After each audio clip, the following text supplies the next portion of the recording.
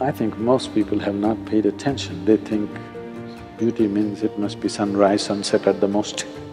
The very way a person walks is beautiful, that geometrically things have fallen into place. The cosmos itself is perfection of geometry. If I look at a man or a woman, first thing is, I see their geometry from head to toe.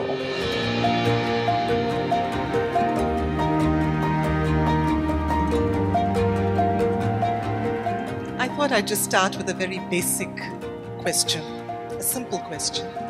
It's a question that I'm often asked at poetry readings, at poetry workshops, poetry being primarily what I practice. And the question is, what is a good poem? And the answer really is, if the poem is a form of verbal design or verbal choreography, what is design? And is beauty implicit in that notion? If so, what is beauty? Whether it's a machine, or an ant, or a grasshopper, or a human being, or clothes, whatever, or a building, if it fits and flows with least amount of friction, if one who has the eyes to observe, it always seems very beautiful. I don't know how many people notice this. Right from my childhood, I spent a lot of time paying attention to every kind of insect. And I found insects are the most fabulously designed creatures on the planet. And every kind, if you look at them, in terms of color, in terms of geometry, in terms of variety of activity that they can do, they're so fabulously designed. So, when I say you're beautiful, don't think I'm saying you're an insect. That's not what I meant. I'm saying different creatures, we have 2 legs, somebody else has 4 legs, somebody else has 6, 8, 12, whatever number. But the beauty of nature and evolution is the design has been perfected. I think most people have not paid attention. They think beauty means it must be sunrise, sunset at the most. Small things are very beautifully made because with least amount of friction, they've learned to function.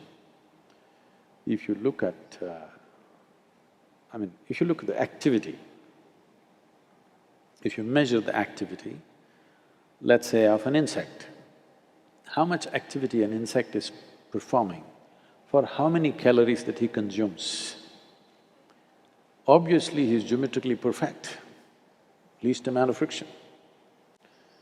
So, anything that's well-made always excited me, whether it's a machine or a building or an insect or an animal or a human being. If you're talking about humans being beautiful, if you look at somebody, when they're joyful, everybody is beautiful. Whatever the shape of the nose or the chin, when you see them in a joyful condition, they're always beautiful. With the best, whatever is considered the best shape of the nose or the chin, when they're in bad states, they don't look beautiful anymore. So, if you are in an exuberant state of life, you will look beautiful, in the face, I mean. To keep the body beautiful takes little work. A lot of people are trying to take the shape of the planet.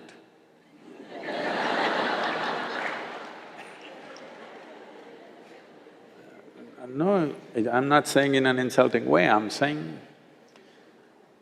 when you look at the world, particularly when I travel outside the country, India, also in India, not so in rural India, if you go to urban India, when I was growing up in school, there were only 2 fat kids, only 2.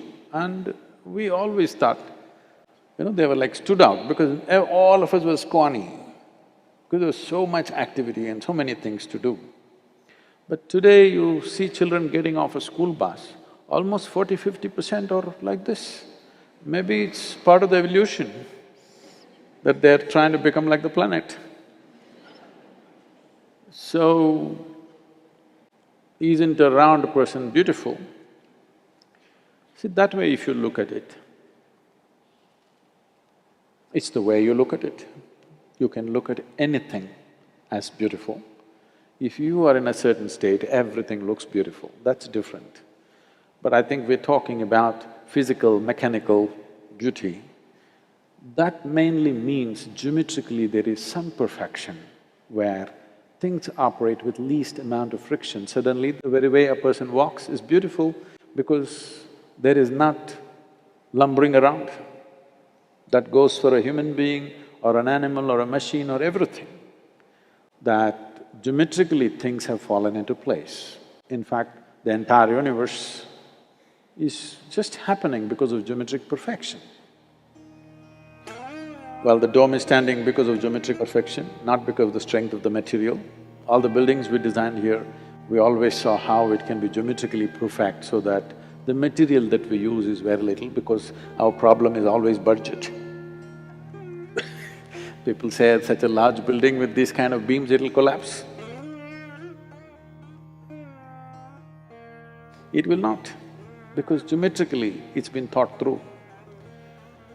So, evolutionary process has always looked at geometry. The cosmos itself is perfection of geometry. Why is the planet sticking to its pathway? Is because it's achieved some kind of geometric perfection. If it goes slightly off, it cannot come back again. This is not just true with this planet, it's true with the entire universe. So, in my mind, it's always been like this. If I look at a tree, if I look at a cloud, if I look at a man or a woman or anything, for me, it's always the geometry of things. First thing is, I see their geometry from head to toe. Afterwards, all the other things. Because geometrically, it should be right. Only then it will stay. Otherwise, its very life is reduced. Life of a building or an animal or a creature or anything, any form in the existence, if it doesn't find some kind of geometric harmony, then it will go before its time. The entire yogic system is just that. To align your body to the cosmic geometry,